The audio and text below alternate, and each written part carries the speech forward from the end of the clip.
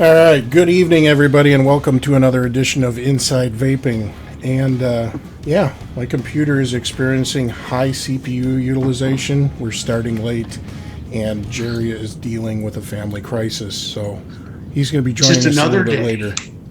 That's right. Just a teenage crisis. Oh man, I'll tell you what a week. So keeping with standards here, welcome to Inside Vaping, your resource for vaping news. Our show airs live bi-weekly every other Tuesday night starting at 10 p.m. EST via YouTube live event at theownpage.com/live. And what you are seeing is two clones of Ed the Green. Yes, that's right. 100% more Ed the Green during the first part of this episode, along with super pixelated images because my Comcast is, it's being Comcast. It's being pretty crappy. But you are perfectly clear. Yeah, I don't know. It's the magic of the internet. I'm out. Ed's done. Ed is done. No video yet? Nix is right. Ed and up. Dane Potato Net. Yeah. Nix is right. Ed and Dane Potato So Net. maybe it is a problem somewhere between my node and yours. Maybe it's not my problem at all. Get away from my nodes, man. Stay away from my nads, man. Stay away from my nodes, dude. Obviously, with Jerry not here, we're not going to be able to cover his vape mail, but we had a discussion during last week's show, and we're going to address that in a little bit here regarding the future of Inside Vaping. No, we are not going away. We are still going to be broadcasting. But tonight, we're also going to take a look at a pretty important topic. This is pretty interesting. We talked about it a little about a month ago, but we're going to look at the increased visibility of open vapor products and discuss their impact, whether it's something that's good or bad or mixed when it comes to tobacco harm reduction as a whole. When Leonardo vaped at the SAG Awards, man, there's so many bad puns that can be made with that, but when he vaped at the SAG Awards, the internet kind of exploded. It went viral immediately. People were talking about it. That isn't the first time that we've seen someone using an open vapor product, though. You got Katherine Heigl and things like that. But there was a period of time that lapsed between the last time we saw somebody use an open vapor product and it get picked up by national media and what's happening now. So we had Leonardo. Now we have Duncan Hunter vaping in Congress, and we're going to talk about that in a little bit. It's kind of interesting when you consider what type of impact that can have on public perception. And there's good and bad that comes from that. So that's one of our main topics this evening. Cool. Vape mail. Did you get any vape mail, Ed? Today. I got mail today. I got mail. Yay. Show him on Potato Cam. So I got some of the Cisco 510 spring-loaded connectors, and he threw me one of these. They're the Aspire coil heads. They'll fit in the Nautilus. No, they won't. They'll fit in the Atlantis, the big one, the Atlantis. That's the Atlantis, right? What's the newest? Oh, the Triton. But they also fit in the Super Tank. They are 1.8 ohm, and they got a small hole. So for you mouth-to-lung vapors that have a bigger tank, I'm going to steal that thing. I'm quite enjoying it right now. Now, Ed, is that a full-size Super Tank or a mini? The mini Super Tank. Okay. Because I'd really like to get something that is similarly sized to this guy, to the Goblin Mini. Do you know if anybody makes a tank that's that small that uses, coil heads, like disposable coil heads? Well, this isn't much bigger than that. Can you measure the height on that? I mean, you have a 30 ml bottle of juice? Because I can kind of eyeball it. There you go. That's from the base. So I'm right just above the sticker. Okay. Well, but your sticker's higher. Yeah. Let's go to. Don't you have a ruler? Boy, this isn't a tank measuring contest or anything, Ed. The Just tank saying. measuring. My tank's bigger than yours. A Pico? Well, here, just so you know, 2 inches on the nose tall. I don't have a tape With the measure drip. here. With the drip. Oh, wait a minute. I do have one. How do you not have? I got 1, 2, 3. That's because you're a modder, I think. Aren't you a modder? Look at all those rulers he's got. That's what I heard. These are awesome. These are awesome metal. I love these little. All right. What do you got? This is overkill. Here you go. I have my Oh, jeez. my tape measure. I like that you have to get a bigger tape measure to measure something that's smaller. Well, you know what I use this to measure, right? My feet. You know what they say when you got big feet. To Big the shoe. top of the drip tip adapter, not counting the drip tip, it is about 1 1/4 inches. Well, count it. Well, this has got the drip tip built into it, so count the drip tip. All right. I'm sure the entire room is absolutely fascinated with this. This 2 is inches. about 1 3/4. So this is a 1/4 inch higher. That's fine. I can handle that. You can handle that. Jeannie, I have all kinds of different calibers in bulk. Anybody else in the room want to measure their atomizer and post it in the chat? Be great. Who has the biggest one? Tell us about how big your atomizer is. We want to know. How big is your atomizer? All right. So no vape mail of note this week, really. I'm still vaping the same stuff. And I'm fine with that. I've been hooked on this particular e-liquid. This is one of the reformulated Mr. Good Vapes. This is Dabble Do Ya, which is apple pie with vanilla caramel. And it's pretty tasty. Sounds like hair gel. Dabble Do Ya? I Yeah. don't know if that's an endorsed way to use. Dabs, isn't that wax? Yeah. Yeah, that's true. Oh, wow. All right. I just thought I'd- any vape mail, Dane? Didn't you pick up some new liquid? No, but in keeping with retro vaping, I'm going to move that up there. He's holding up a Lego. This is my BAM. This is the only one of its kind made by my friend Ed the Green. And I charged up batteries today, and I actually did this as well as he unscrews the top of said BAM. And in the middle there, I have a Kick 1. This is the first edition of the Kick in there. So I'm doing that, although I have found that I can't screw any tanks onto the top of my BAM because they don't fit. So I got to find something that fits on there. But I absolutely love this thing. There's only one of these, and this is the greatest little mod in my collection. I love this thing. I'm still surprised the Nautilus Mini won't fit on there. That's weird. Now, I try. It will not fire. Here's a Nautilus Mini right here. So I'll put it. But what's the ohm of that Nautilus Mini? 1.8, I think. Oh, it should fire. Yeah. See, it gets really tight right there, and I don't want to break anything. Let's see. Oh, you got Vapers. Don't do that. Oh, clouds, bro. There it is. You're Because fired. I was thinking about, because I had the 22 millimeter atomizer fit on there. This Right. is wonderful. So There you go. this is my BAM. Here you go. Mine's longer Nothing than will yours now, separate you. James. Mine's bigger than yours, see? I didn't. But now I have to change drip tips because I even though Jeannie's in the room, I'm going to plug Jeannie anyway, even though she doesn't like it. The 3 Wishes drip tip on a Nautilus is way better than any other one that you can put on there. So let's put that on there.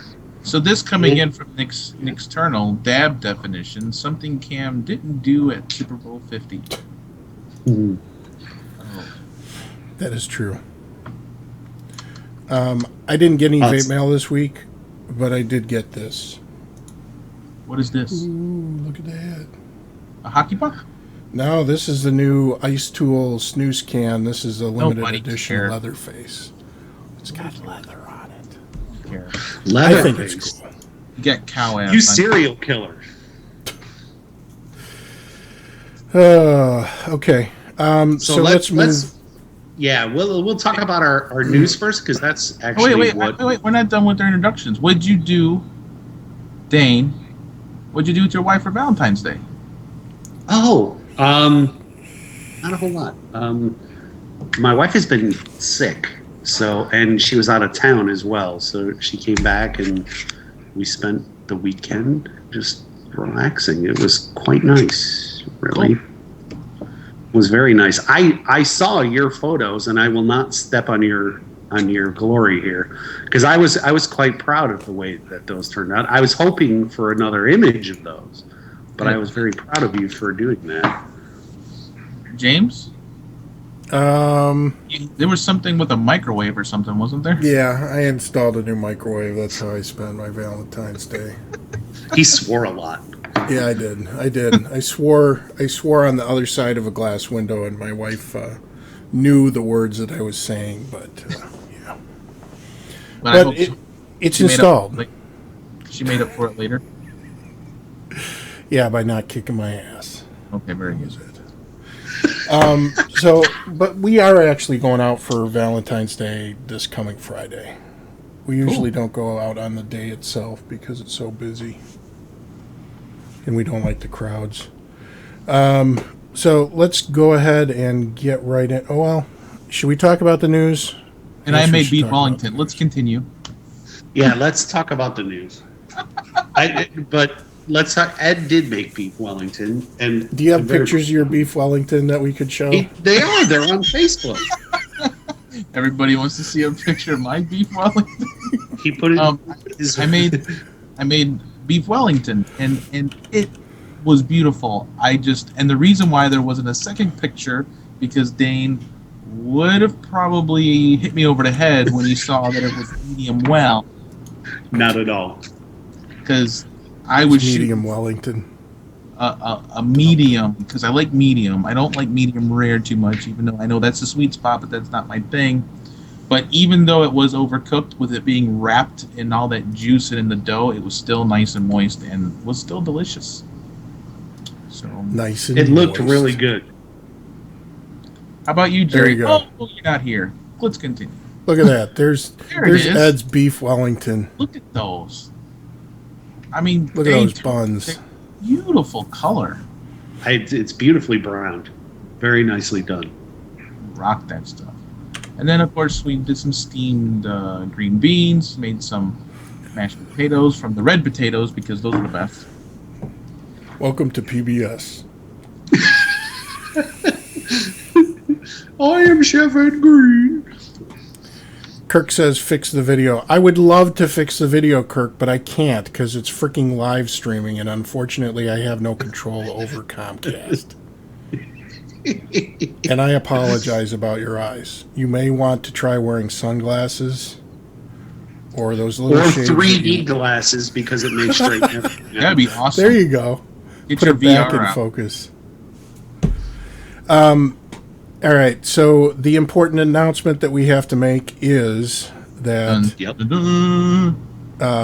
we are going to be continuing to do the show. We may transition to a podcast format at some point, but we have decided to move to VP Live.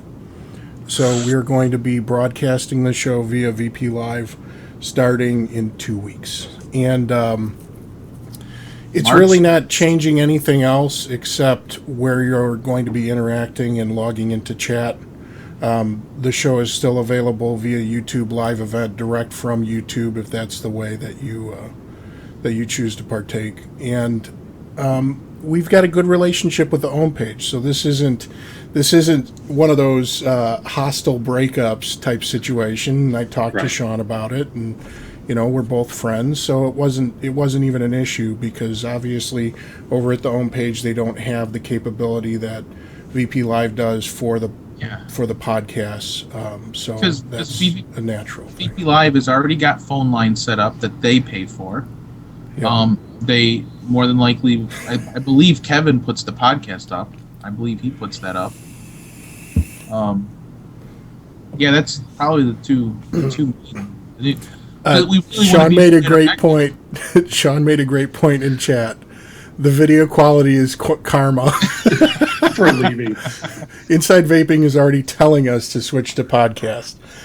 No, I don't know how quickly that transition will take place. We'll probably continue doing video broadcasts for a couple months here, if not longer. Until we learn how. That's right.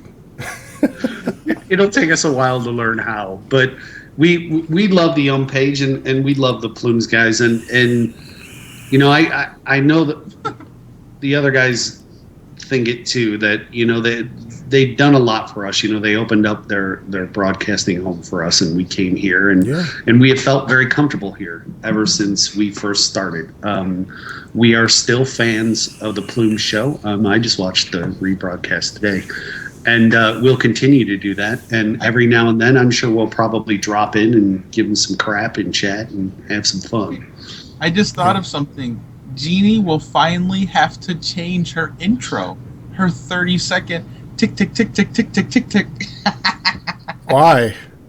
Because she, in the beginning of it, she talks about the other shows on VP Live. And now she'll have to change it. There you go. Wow. I forgot about that. This is the Jeannie K Show. Yeah, so the other thing that's coming along with this is, of course, we are going to be taking all of the broadcasts, ripping them to audio format, and then archiving them up on Mixlr, because, of course, Mixlr does have a nice audio app for your mobile phone. So if you want to listen to old shows, you can do that.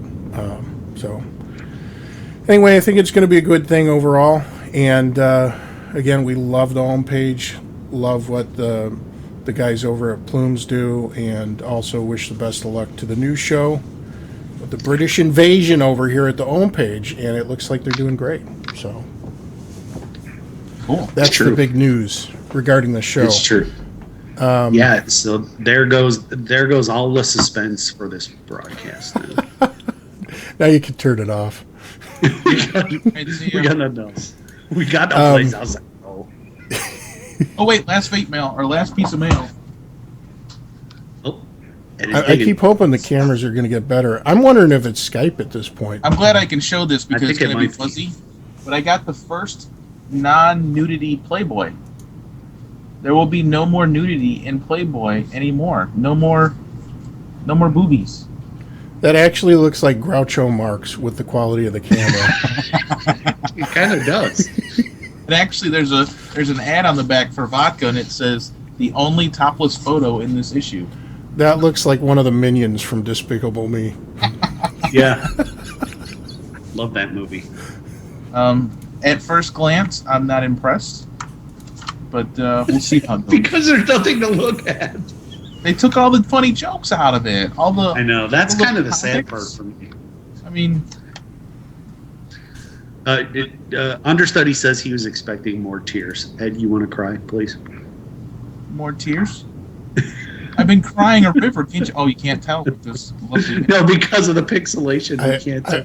I was actually going to get some Ben Gay and apply it under my eyes.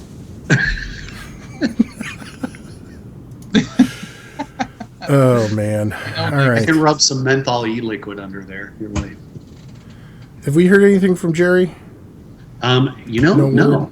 Okay. Let me look just to make sure, but I don't think so. I think poor Jerry's got his hands full this evening. All right. And nothing yet. Let me see if I can find this here. And we're going to go ahead and play a video for you guys and move right into the first segment here. Yeah. So I'm sure the majority of you have already seen this and you're familiar with what happened, but once again, as soon as somebody vapes in public, the internet throws a hissy fit. It's a combination of jubilance and disgusting, tweets from the ants about how irresponsible it is for somebody to do this type of thing. But we're going to go ahead and play this video for you now. Yay. First, I'd like to say this. See if I can turn this up. He sounds like Jimmy Stewart. So, this is called a vaporizer.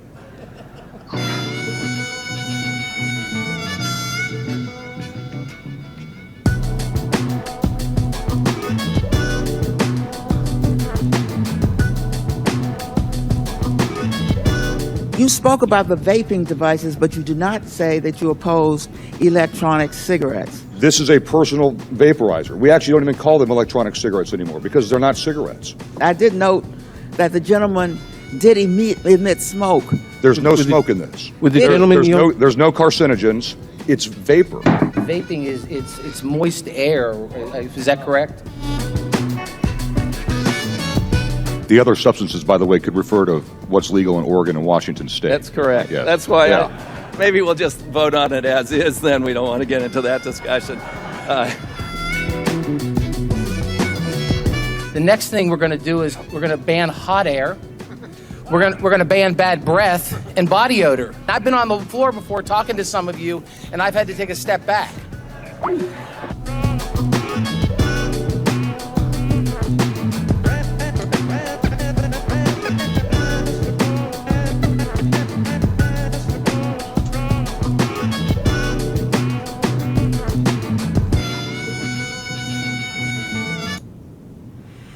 Did we lose Skype for a minute there? We did. We lost Skype.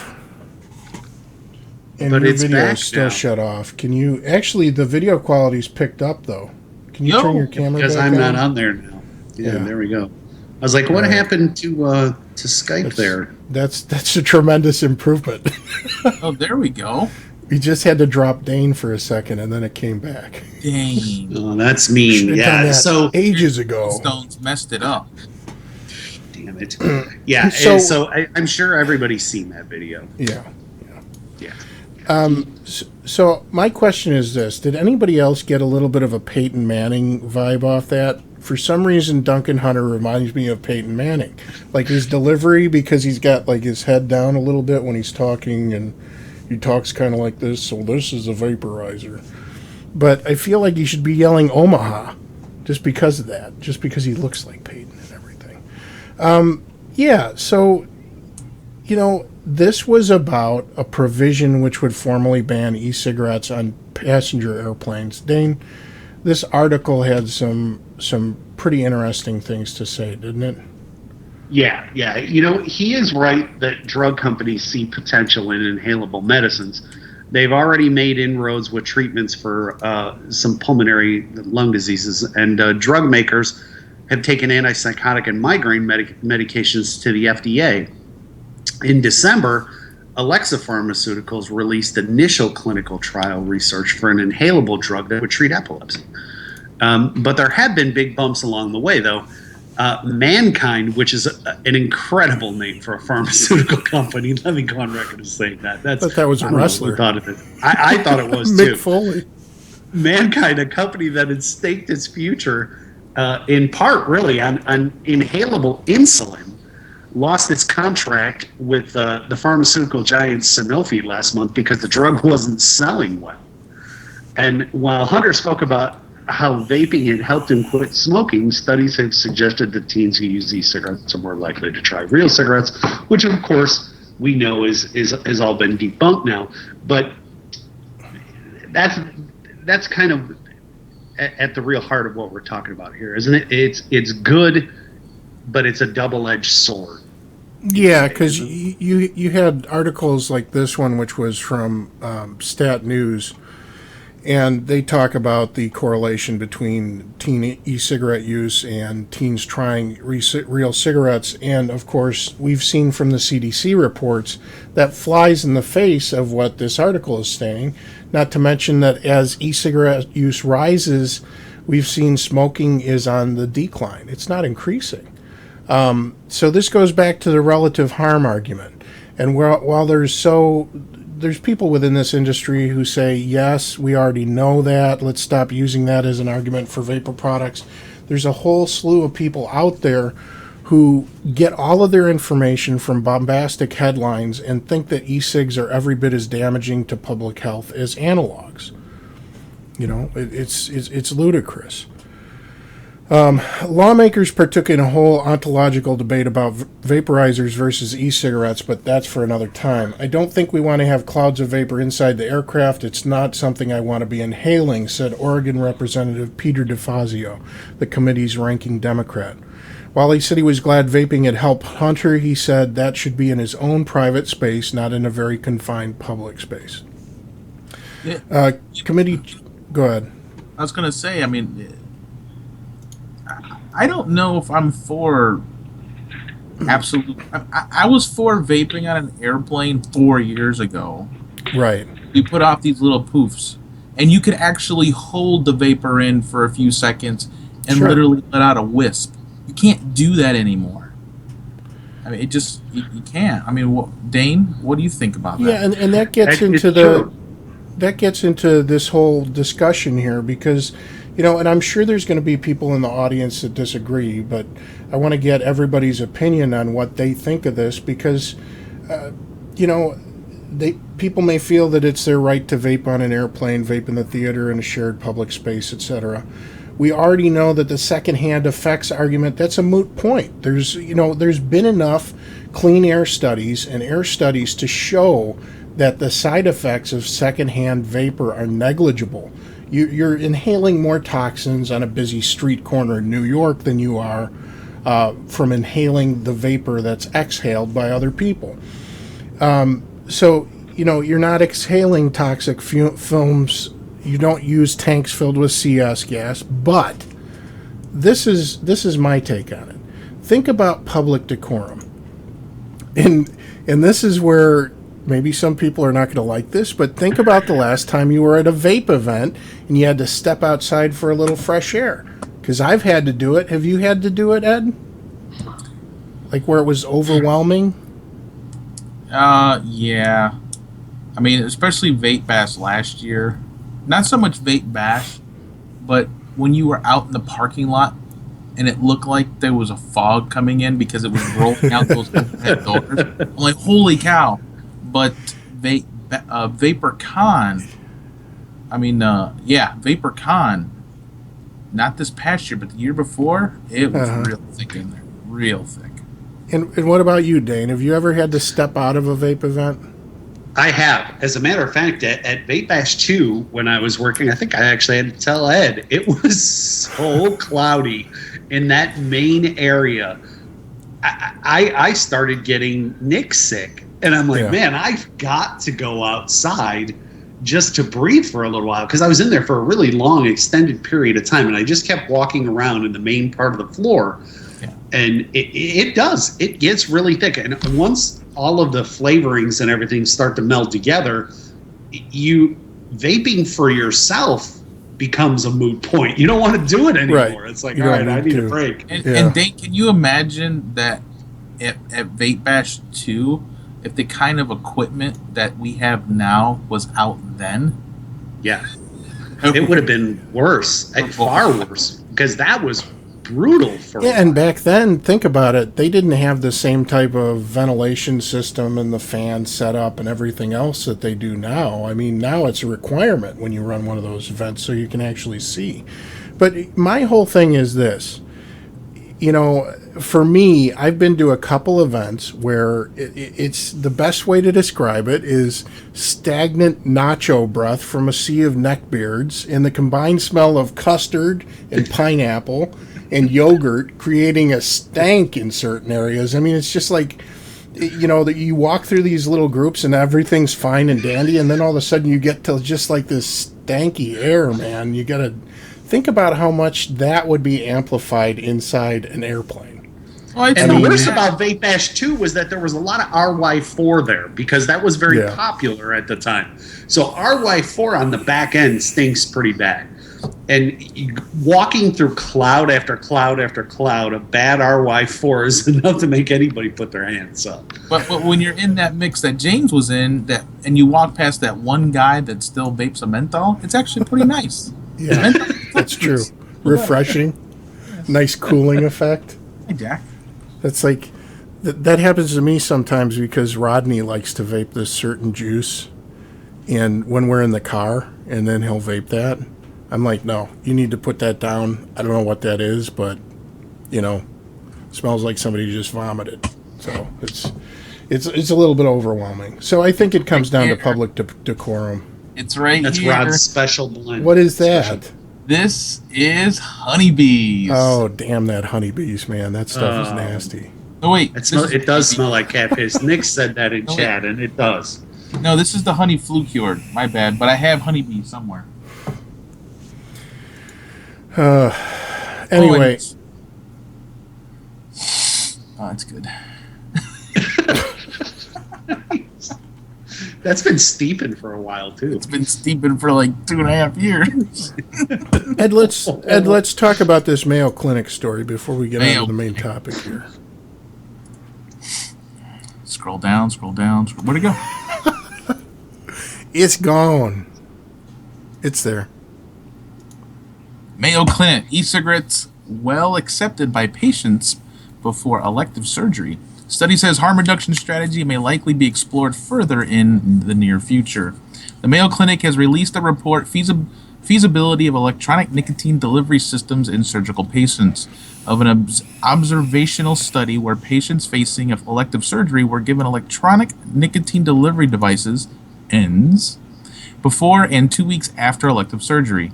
The study was conducted between December 2014 through June 2015. The goal to reduce the risk of possible complications during the healing process after surgery is important.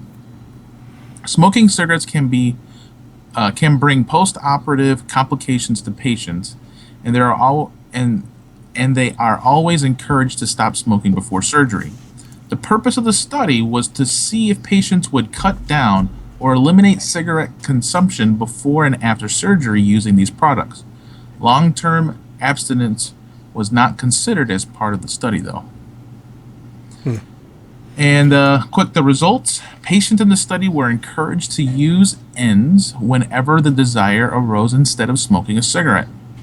Daily use and behavior was recorded during the study, and findings with a 30-day follow-up with patients showed 17% were abstinent from smoking, 51% planned continued use, and average cigarette consumption decreased from 15.6 per person to 17.6 over the study. 7.6, yeah. To 7.6, I'm sorry.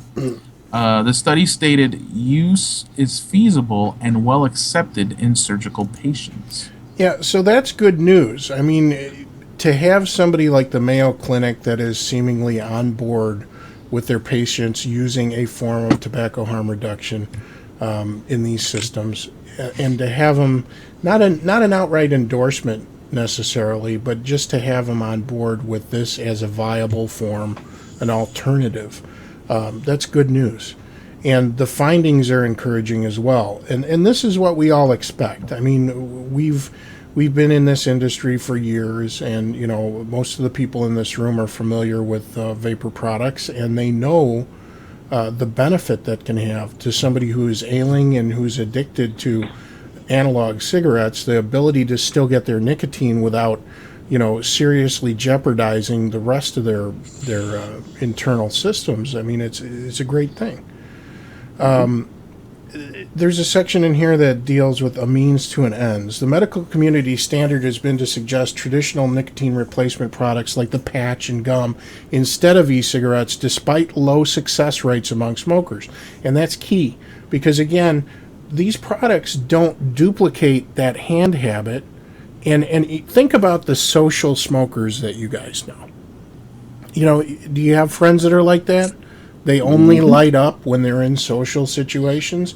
How does gum and the patch help those people? I mean, I guess the gum, it's something, but some people need that almost as a crutch, you know, to have that little thing that makes them feel comfortable, kind of like a binky that a baby uses, or a security blanket with a little hemmed edge. I mean, seriously, that's what it is. A binky? That's an interesting analogy. But the gum is bad when you drink, man. It's terrible. Nicotine gum is horrible with liquor. Gum is bad, period. And I can speak to the success of vaping after surgery. A couple of years ago now, I had nasal surgery done and some facial surgery, and I vaped then. It did. It really did. Because while you're waiting for the procedure, and I'm not endorsing this by any means, but it's pretty easy to slide an e-roll in your pocket and go in there and do that, and then do that when you come out as well. And I will say this most importantly, especially about my type of surgery, is that it was nasal surgery. There was absolutely no irritation afterwards, which surely would have happened with the traditional tobacco product. But I'll also say this about patches and gum. When you're in the hospital, they are very readily offered to you. Yeah. When you're there, if they know that you are an active smoker or a person who uses nicotine, they will ask you if you want one, and they will supply you with a patch. Yeah, so when studies like that of Mayo Clinic show success in the reduction and elimination of combustible smoke from smokers, e-cigarettes may be a means to an end for smoking as we know it. Organizations like MOVE support e-cigarettes over other methods to stop smoking. With the Mayo Clinic seemingly on board, ends may become more widely accepted by the medical community as an alternative to in the larger goal of tobacco harm reduction. So that's good news. It's always good to see an organization like that show some heartening results, because there's a lot of people that pay attention to that type of story too. Yeah, and that's an important point, because it came from the Mayo Clinic. I know we had talked about in pre-show about people getting their information from bombastic headlines, and it's the same with news, right? Jerry had actually made a point, I wish he was here to expound on it, but he had made a point that, you know, older people and people he knows that, you know, that get their information from the news, they see it on the news, it must be true. They hear it from the Mayo Clinic, it must be true, right? So in that directive, it gets vaping to an audience that probably wouldn't hear much about it, and it's nice to hear something positive while that information is going out to that particular demographic. And I think that's very, very important. Yeah, and let's talk about that relative harm topic for a minute, because that's kind of a pet peeve of mine. Within this industry, people say it's a tired trope. They say it's time to move on from describing vaping in terms of relative harm or risk. But last Saturday I went to a wedding. And while I was at this wedding, I had at the reception, I had an interesting discussion with some friends of mine, and they aren't that familiar with vapor products. You know, they've heard of e-cigs, they've seen advertisements on TV, they've seen what's available at the gas station, but that's pretty much it. And they had never heard of the term or the concept of relative harm, you know, vaping versus smoking. And they didn't even know about the different types of stimulants and their relation. So if you think about stimulants commonly in use, you've got nicotine, theobromine, and caffeine all in the same family with similar effects, not identical, but of course nicotine from tobacco products or from other plants, but obviously we know about the yield and that it's higher from the tobacco plant. Theobromine, which is found in chocolate, and that's also a stimulant. And it's something that, you know, my wife craves regularly because it sates an urge. And then, of course, caffeine in coffee and in different foods that we eat. So this gentleman was a coffee drinker, and he drank 6 to 10 cups a day for energy.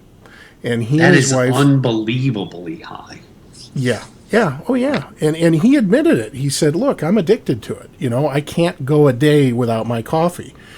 But they were both taken aback by the fact that, you know, somebody could be somebody could use not be using a vapor product as a means to an end. In other words, you smoked, now you vape, now you wean yourself off it completely because you don't want to have that risk of what his wife said, cancer. Right. But that's based on preconceived notions. That's based on the fact that she believes that cancer is intrinsically linked with nicotine use, period. We all know that there's a relative amount of risk to using any type of stimulant, whether it's caffeine or nicotine. And obviously, it can elevate the heart rate. There's other things that it can cause issues with. But, she had heard all this stuff about popcorn lung and about carcinogens and deadly heavy metals and toxins that are released in the body. And this effectively being as harmful, if not more harmful, than a conventional analog cigarette. And that's basically because all of that she had been exposed to was major news headlines.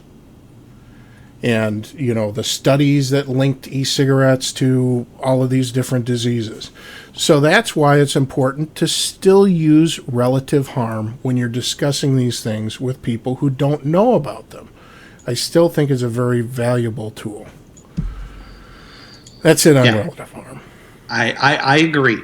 And I agree with every point. Relative harm, especially to that audience who is hearing about vapor products for the first time or has been subject to erroneous information in the past that start spouting off figures that aren't scientifically viable. And I think it's an active conversation that may not ever end. And that's kind of the dichotomy of where we are, isn't it? It's the catch-22. It's reduced harm, but even though there's still such a relatively small part of this that's even remotely harmful, which is really small, even if there's a 0.5%, somebody's going to bring up, it's the popcorn lung, or it's the heavy metal in coils, or it's, the aerosol mist that gets exhaled, whatever it may be, there's always that discussion. And, look, I like that vapor products are being shown to more and more people. But let's face it, we had talked about the Leonardo DiCaprio part as well, him vaping at the SAG Awards. There is a certain core group of audience there that is not very fond of vapor products, and they kind of use us as a tagline. In some of the hipster world, the word douchebaggery is always used at the end of a sentence whenever it comes to vaping. And that's something I'd really like to see change as well. But, a lot of that is behavioral, too. And I think a lot of that, those behavioral issues that we run into are something we may never get rid of. But, as long as we're educating the most important core of constituency, especially people that vote on this subject in legislations and legislative bodies all across the country, that's really who we need to be focusing on. And the fact that Duncan was vaping and then actually gave a little bit of information, albeit some of it erroneous, but at least he gave some to the people that were sitting there, those types of things help. Because look at how many times we wanted to get that point across when we went before city councils across the country. Those were things that we were trying to do. We were trying to get those points across to those legislators. And little by little, that's how it works. You can't chop a tree down in one strike. And I think, those small cuts like that tend to go a long way. So, Ed, what do you think? Do you think Duncan Hunter vaping in Congress, do you think that was a good thing or a bad thing or kind of a mixed bag? I like it. I didn't like the chick next to him going, oh my God. It's just because you can see it. Right. And I had a discussion with somebody about this one day. If I exhale vapor and it floats into your head, it's gross. If I just exhale, it's still floating into your head. You just can't see it. Yeah, but if you But just if you ate ate a Heroes, gyro, if you ate Heroes, we could smell it. that's right. That's what I was just gonna say. It's funny that you picked the same food. So it's That's like garlic Heroes really smelled lamb. for days. I think he did it. I mean, of course, he did it to make a point. He wasn't sitting there just chain vaping. Right. I like the discussion that came out of it. The old woman that was like, I saw smoke come out of there. It just goes to show that they don't even know what it is. They don't. But They don't know what it is. Did you see? And I don't know if the video clip that we played showed it, but everybody's got their heads down. They're looking at the agenda, and then he says something, and he vapes, and I saw a guy nudge another guy, and then you just watch all their heads pop up like groundhogs, like just shocked. And that's a great moment. I mean, for me it is, and I'm sure for a lot of vapors that was a great moment. But it's kind of a mixed bag at the end of the day because you're always going to have your detractors. But the truth is, this hit major news outlets within 24 hours of it happening. Everybody's reporting about it. And that's a win because it's associated with the message that he conveyed. And while I agree with Dane, it wasn't all accurate, it's a good message to convey. He's talking about what type of benefit this could be to public health. He's talking about how it worked for him. Those are the type of testimonials that we look for, but that I don't think ever make it far enough, because you have to think about something known as market penetration. So, and we talked about this before. When you share something with a Facebook group that's filled with vapors, how far does it really get? Right. How many non-vapors, how many smokers actually see that? How many of your friends and family see that? Because we're posting all this stuff within a group. And I wish Jerry was here because he had a point about advocacy. And he was talking about, has vaping advocacy reached the right audience? And this is something that I find myself questioning even us about, because it's like we're preaching to the choir. Mm-hmm. And that was the whole point of having this show out on YouTube. And granted, there's going to be an infinitesimal amount of people who aren't vapors that may seek this program out. But what we'd like to do, and what we'd like to try to refocus on, is trying to present information that could be helpful to a new vapor.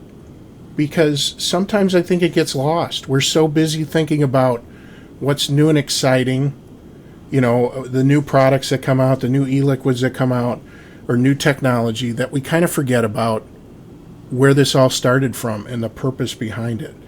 And we're not going to get that market penetration by just sharing with people who are in these groups. And that's one of the things that Duncan Hunter's words really hit home with, because here you have a whole new audience that hasn't been exposed to any of this probably, and now it's on their radar.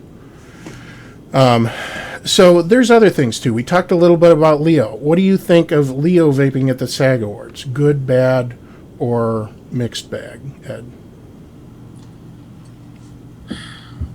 Still, it's getting it in the public eye. Yeah. Good or bad, it's still getting people to talk about it. I actually didn't see the clip where did he actually vape? Mm-hmm. I didn't see a video clip of it. There's still images of it. I don't know if somebody in chat knows of an actual video clip, but I believe it was just a still image. Because I would have loved to know the reaction of people around him. Yeah. On how that came out. Yeah, I'm pretty sure the people around him, because I know Inarritu, what's his name, the director of the movie. He vapes. Yeah, he vapes. And Tom Hardy vapes. So the group around him are innately familiar with vaping. I doubt they were taken aback by it. So again, we think that's a good thing. One of the interesting things that I found, I went to see Deadpool this weekend, or last weekend, which if you're a... What? No spoilers. I'm not going to tell you spoilers. It's a great movie. Deadpool, the comic, was always tongue-in-cheek, and this is no different. The biggest complaint I had was that the jokes were coming so fast that literally people were still laughing very loudly when the next joke would roll through, and I couldn't even hear it. So I'm definitely going to have to go see it again. But before that movie aired, they played a trailer for the new movie from Sacha Baron Cohen. It's called The Brothers Grimsby. So, Borat movies, you're probably familiar with the actor Sacha Baron Cohen. But halfway through this Red Band trailer, and you can look it up on YouTube. We're not going to play it because, of course, the video is going to get flagged if we play it. But Red Band trailer number 2 is what you're looking for. And I'll throw a link up there in the show notes or in the description after the episode's over. But about halfway through that trailer, one of his little brothers is pushing a couch up a flight of stairs, and he's at the top, and the kid's huffing and puffing, and he's like, You're too young to smoke. Why don't you vape? Why aren't you vaping? And that's the line. And, of course, it elicited a laugh from everybody in the audience, and that's to be expected. And that's kind of a mixed bag, because it's not good publicity. I mean, it's getting... Obviously, the word vaping has superseded the use of the word e-cigarettes, because he didn't say use an e-cig, he said vaping. Yeah. So there's been inroads. The addition of the word vaping to the Oxford English Dictionary. It was on Tosh.0. Vaping was? Yeah. He just used the term. It was a video he was showing. He goes, well, at least he didn't have a vape. It was, but it's Tosh. He makes fun of everyone. I'm just like, wow, okay, all right. Yeah. Yeah, Nix had brought up in chat that he didn't care. Only the D-bags on The View really said something about it, and Vape Stars and a handful of Vape celebrities said something about it. And I partially agree with that, because what I wish would have happened is that DiCaprio said something about why he started vaping to begin with. So there's no backstory there. Like, Duncan actually had a chance to recite some backstory. Right. And when all we see are stars images with vaping apparatus, we're left to draw our own conclusions. And again, that's when the douchebaggery tagline usually follows at the end, because they're easy targets, right? So that's the bad of it to me. I mean, again, it's getting it out somewhat to mainstream, but I mean, if you think about the people who are fans of Leonardo DiCaprio, chances are vaping is probably a non-starter with them anyway. Yeah, so the trailer for this new movie, I mean, that's kind of a bad thing. But that being said, it's feeding into everything that's being said by the mainstream media as well, because they're sensationalizing it and saying that, youths are vaping at record numbers. There's one thing that I won't refute, and that is that I'm sure if there's a youth who is thinking about experimenting with a nicotine product, they are probably more likely to pick up an e-cig than pick up a cigarette. But while it's not desirable, it's still the lesser of two evils. Yeah. Yep. So at that point, as a responsible parent or guardian, you talk to them about it, and you make sure they're not using something they shouldn't use. But that being said, once again, we're talking about relative harm. So yeah, and that discussion needs to happen then. Yeah.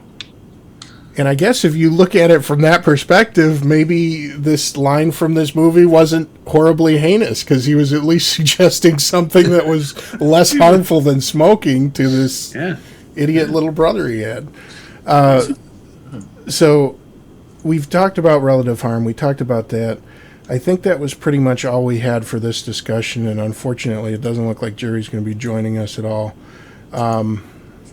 Let's see, what else do we have? Oh, we have the return of the BOD Awards. And somebody mentioned Reddit earlier, and this little gem does come from Reddit, which makes me kind of doubt its validity. I have to admit that. But nonetheless, Dane, take it away. Yep. A dad tries to stop his teen son from vaping by replacing e-liquid with something absolutely disgusting. Let me first say that I thoroughly enjoyed this story. And I know I probably shouldn't have, but I did. I found it very, very entertaining. So the story goes on to say, I understand as a father that there are certain habits a parent doesn't want their children to take up. One of them is smoking. However, if given the choice between a son that smokes and one that vapes, I just go, all right, well, it's possibly not as bad. This dad didn't want his kid putting anything in his mouth. Anything except, that is, his old man's urine. A father, that's right, I said urine. A father has allegedly tried to put his son off of using e-cigs by peeing in the poor boy's e-liquid juice. In a Reddit post which went viral over the weekend, an anonymous 18-year-old claimed his father opted to use tough love tactics in a bid to put him off vaping. The trouble began when the unnamed boy's mom found his vape pen and gave it to his father to destroy. But the danger dad decided to go one step further by urinating in the juice, placing it back in the cupboard, and then texting his son the words, "The world is my toilet." Now, that in and of itself is epic. Whose father types to them in a text that the world is my toilet? There's so much here to steal. Sadly, this unstable hint... It tasted like honeybees, Dane. It probably smelled like it too, or asparagus. Sadly, this unstable hint was lost on the teen. That says something right there. Who proceeded to enjoy the experience of breathing in great clouds of his father's vaporized urine. The best part in all this is that the teen losing his mind about vaping his dad's piss. Nope. He's pissed that his old man ruined all of his stuff and he's out the money for his vape gear. I'm livid right now and I don't know what to do, he says, knowing that I lost my Kangertech Subbox Mini, my Horizon Arctic tank, and $20 in juice, along with the fact that I vaped my own father's piss, which he mentions at the end. I think that's epic. Oh yeah, right. I'm angry about the piss too. The son is currently looking for revenge on the father, and that's what they call motive in the police business. That story is epic. It is absolutely epic. Not only did he vape his dad's pee, but he sub-ohmed it. He was using an Arctic tank. He direct lung inhaled his dad's pee. But he never thinks to look at the text that says the world is my toilet. 2 + 2 does not equal 4 in this young man's mind. And I think the father should be more worried about that than about his son's ability to vape a lot of piss. All right, so with that being said, we do award the father of said son, despite the fact that he may not have wanted his son vaping, we award him the BOD award. So, Congratulations, Dad. Yep. Don't well eat earned any other Cleros. Bag of dicks. That now the That's world right. truly is your toilet, and now it is filled with a bag of dicks. That's right. All right, final Did story you of the see him at a evening. cloud contest though? Clouds, bro. Clouds. Dude, your juice smells funny. No, clouds, bro. You know- this is the new e-liquid line. It's It's killer, isn't honeybees. it? It's honeybees. Look, I don't want to know. Part of me wants to see a cloud video from that just because I'm curious about. Did it even vape? Did it burn That's him? my question. Was it too sweet because his dad's a diabetic? How was the throat hit? Exactly. What was the flavor on the exhale?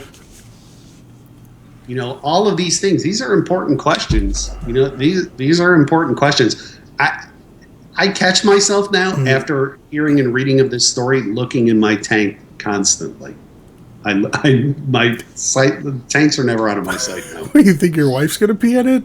You never know. You never know. Don't piss her off. No pun intended. It's out there now. It's out there now. Oh man. Yeah, and Nick's Turtle, I get your point too. He says he couldn't award the dad the BOD because honestly, I love his ways. I do partially like his ways. That being said, that is pretty messed up that he actually did it. It's Those are even the better. things I 50 think about VG, doing. 30 PG, and 20 PP. That's fucking excellent. That absolutely All right. means how much PP Okay. is in this mix. This is so good that I actually have to put it up on the screen. This was Nick Sternal's comment in the chat. That's the makeup of the liquid: 50 VG, 30 PG, and 20 PP. So when you make your next order from your favorite e-liquid, That's right. demand only the highest quality PP Demand That's right. in your e-liquid. Great ratio Oh, of man. PP. All right, so Grover Norquist was quoted in this article, and he talks about Vapers and the fact that this 10 million strong group, this fast-growing community of vapers, could determine the next president. Now, I'm going to be honest here. I'm very skeptical about that because there's a lot of things that influence the election, and although I know as a group we are very passionate, I'm not sure about that. But it's an interesting thought because, you know, the hashtag I vape, I vote, I usually use that if I'm putting our show replay up on Twitter. But it's a very important point. You need to know who you're electing to positions, both locally and federally. And one of the things that's interesting are some of the quotes in this article. So this is what he had to say. I think that the next election at the presidential level and a lot of other levels is going to be determined by the vaping community, said Grover Nordquist, founder of Americans for Tax Reform. Lifestyle issues win because of the power of the political support behind them, he said. Cynthia Cabrera, executive director of the Smoke-Free Alternatives Trade Association, told Secrets that vapers are politically engaged this election because of democratic threats to tax, regulate, and even kill the practice that was created in part as an alternative to harmful cigarettes.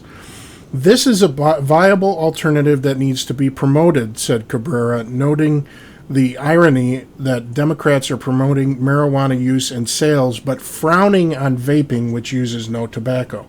And that's something that I don't understand. And Dane, I don't know how to wrap my head around that, frankly, because again, if you think about a group of people who want our civil liberties to not be impinged upon, okay, you think about Democrats, don't you? I mean, yep. I probably don't have the perspective to understand this properly because I'm a conservative, and I lean quite far to the right on most things. There's some social issues where I'm a moderate, but why? How could you promote marijuana use but frown on vaping,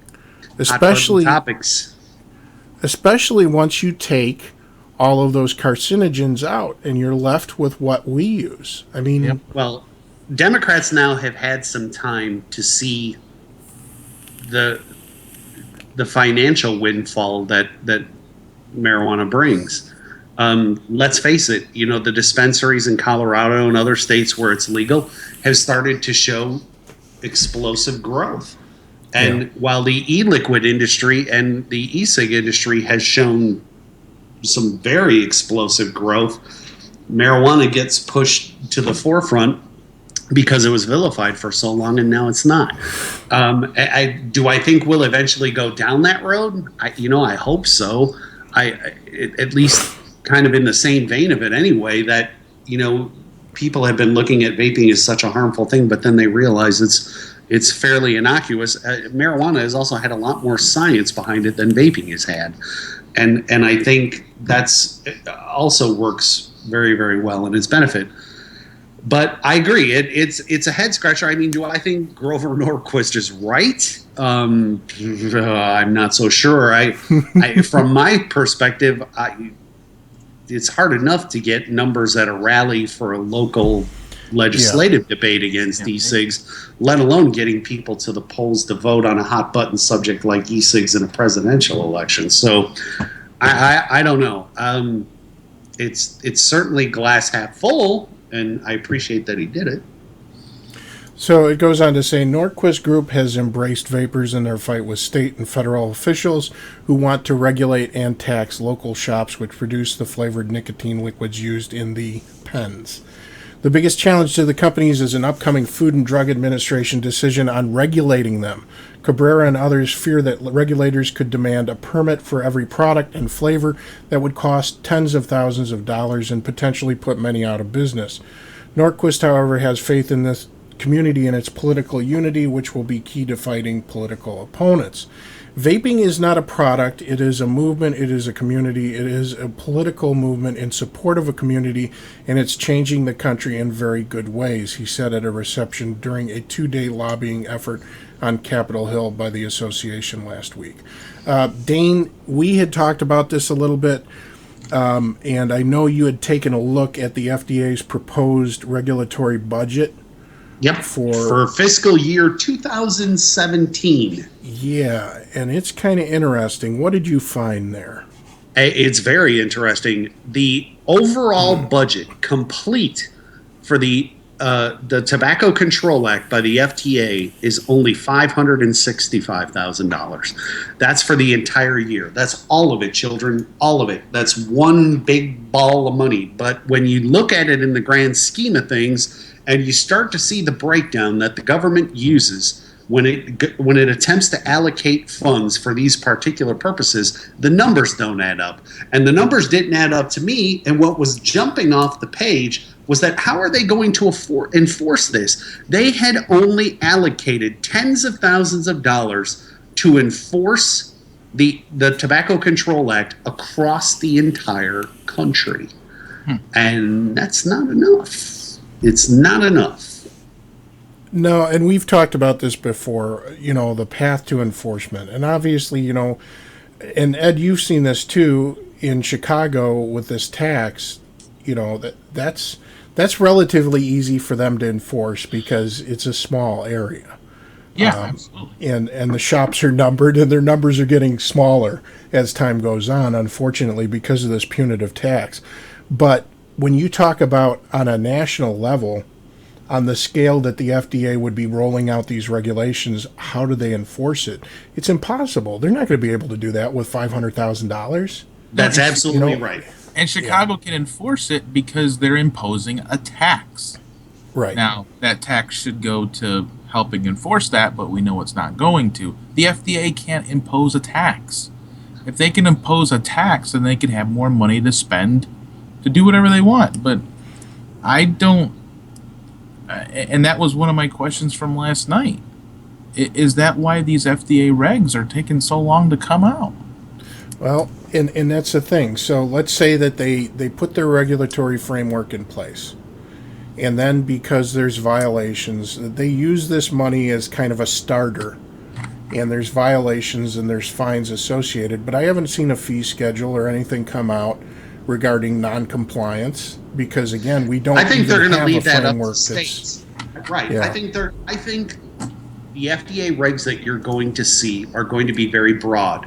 They're going to be painted with a broad brush, and the reason they're doing that is to let states that already have legislation on the books fill in the blanks. And I think that's what we're going to see. I think you'll see a disparity between states' enforcements of these regulations based upon the legislation that's already passed. And at the risk of touting our show and saying we told you so, we did.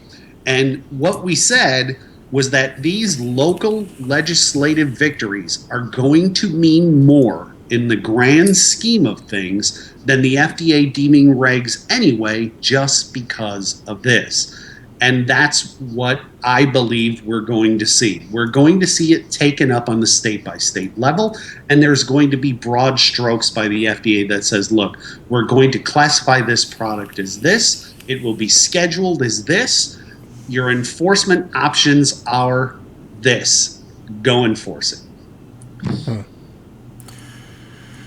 Yeah, I'm not sure how this is all going to play out, but it's going to be really interesting because that was an interesting tidbit to see that their budget was so woefully inadequate, at least for appearance's sake. That's not a lot of money to work with.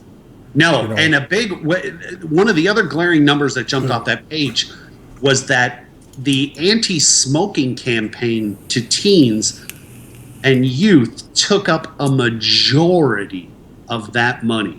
Most of that money was allocated towards education and awareness campaigns of anti-smoking for children.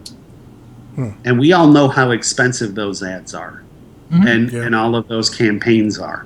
So that's where a bulk of that money is going to go, which immediately told me that they're going to leave this up to the states. they'll have a meeting. The states will have meetings and say, well, how do we want to approach this? And that's why we had always talked about the cookie cutter effect, like with Chicago taxing and Washington State taxing. We didn't want to see that spread, because as soon as that spread, that sets a precedence for the rest of the country of enforcement on these products, and it sets a baseline that's completely out of whack, and that's when it becomes punitive, and that's what it started to become. Hopefully that tide will be stemmed, and then we'll be able to get past that. That's the last story that we have to cover tonight, but we did want to cover one other thing too, and we had talked about this a little bit in pre-show. But one of the things that we'd like to do, because again, we're trying to kind of refocus here and make this a way for someone who is still addicted to analog cigarettes to kind of get an entry point. We're going to be trying to find smokers that are interested in chronicling their journey. We played a video clip about a month ago of a group, and I can't remember who had put it out now, but there was a vendor that had put out a video where they had interviewed a guy during the course of I think it was 30 days, just his journey and how it went. And we'd like to do something similar, but we'd like to give that smoker a couple of different devices to use and kind of chronicle their journey. And Ed's going to approach a couple coworkers that he's got, and I'd like to just put out another casting call. We did get a couple responses from people, by the way, about interviewing people on the show, and I actually reached out to one individual, and we've got the other ones in queue. So if you are interested in coming on the show and talking about your journey with vapor products, please go ahead and send an email to insidevaping@gmail.com, and make sure to detail what your journey was like and how long you've been vaping, and how that experience has been. But we're going to try to find a smoker and give them a couple different options to use, and then try to do, if not daily, at least weekly check-ins to find out how their progress has been, how many analogs they've smoked, what has worked the best for them out of the vapor products that they've been provided with, and try to figure out what it's like. Because, Ed, it's hard to remember, isn't it? I mean, when you first started vaping, how different it was. And sometimes we grab those devices and we do a throwback vape, but it's very different now. I can't even really classify mine as a device. It was a Sigalike. It was an 808 Cardo. It's like it wasn't. You don't buy devices. I mean, back then you didn't get a device. Now you do. It's not really fair now. I'm a little jealous on how easy it is, and the plethora and the really good stuff that's out. I mean, it's something like this is cheaper than what a Sigalite cost. I mean, it's true. But one every of the now interesting and then I pop that old vape box and I look through there, and I still have the first Ego style mod that I bought. And I look at it, it was a stainless steel one, and I think Ed's seen it before too. It was that big fat one with the CR batteries that were in it that were stacked.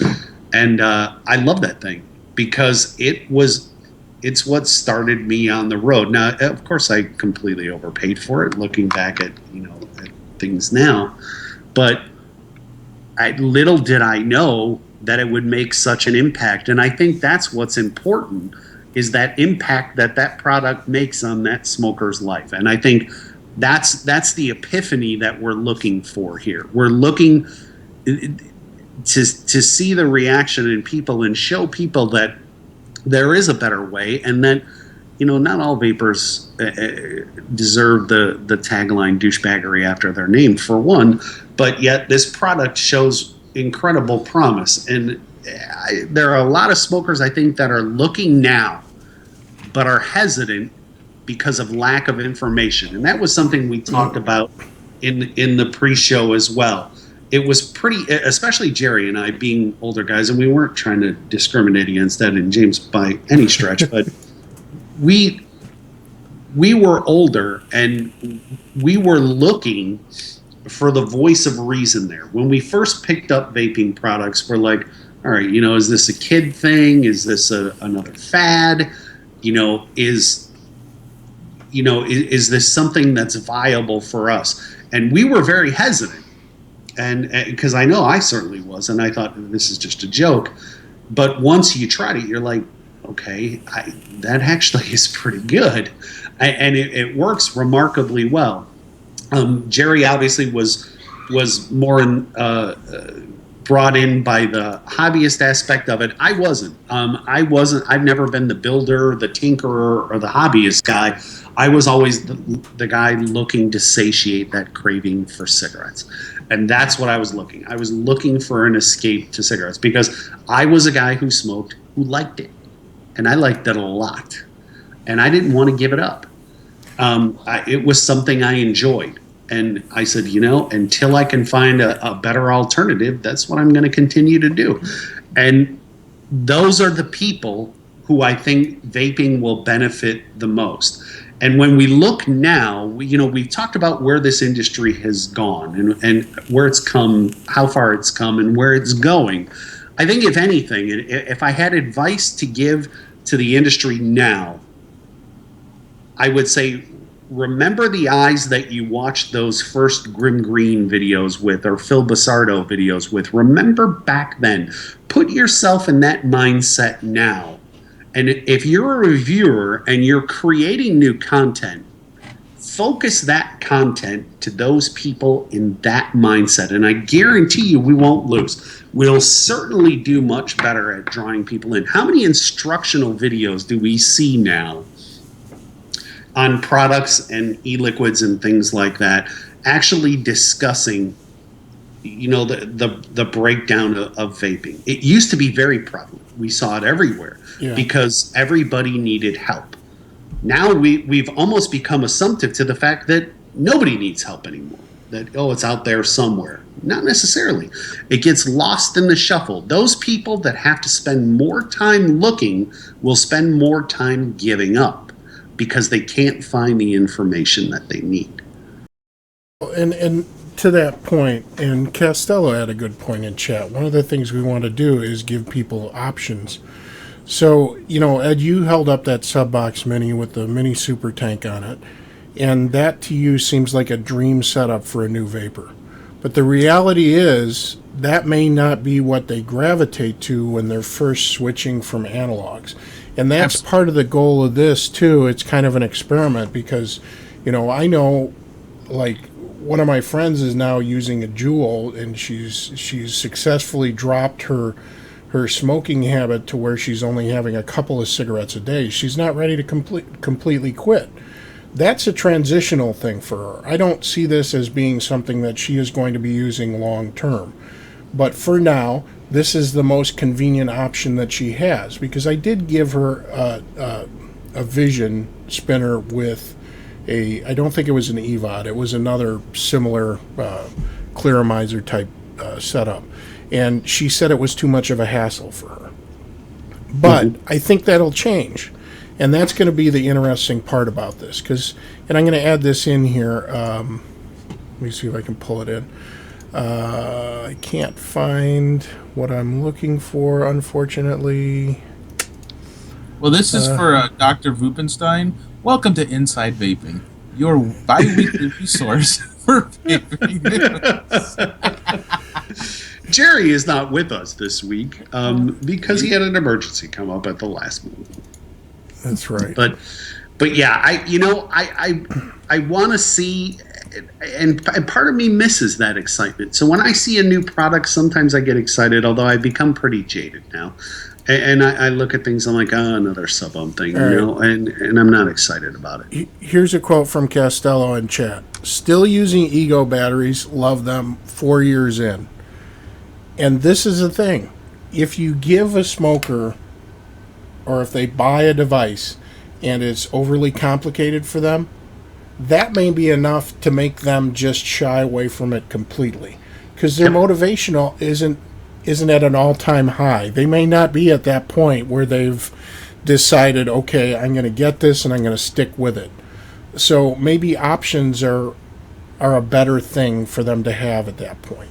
And that's what we're hoping to learn from this. So the technology has come so far now And really, if we think about ease of use on these products, most of these products, I mean, Jerry and I talk about the Endura T18 all the time.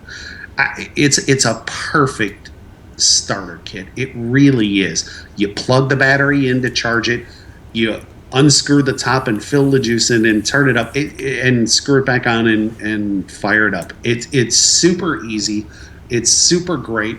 And I know for me personally, and I said it to Jerry because he was the one who sent me that kit, I said, if I'd have had this when I was new, I would have been dancing from the rafters going, that's it. I found it. This will be the one that helps me get over that bridge. And it will. And I think that's what, ultimately the essence of what this is of what we're trying to do is to help those people out and say, hey, look, the support has always been there in this community, but for the new person, it's intimidating. Oh, boy. Well, I think that's all we got for the show tonight.